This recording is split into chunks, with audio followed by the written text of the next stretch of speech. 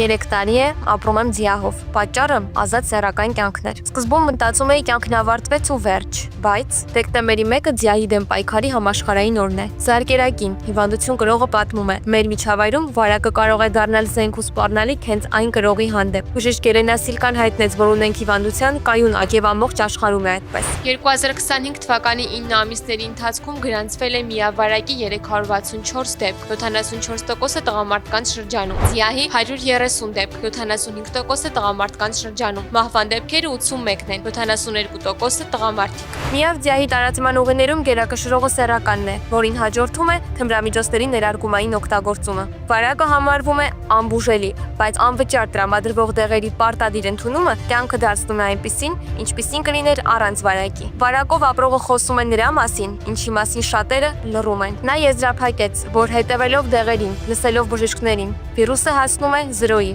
եւ անցնում է զգացողությունը, թե դու 0 ես։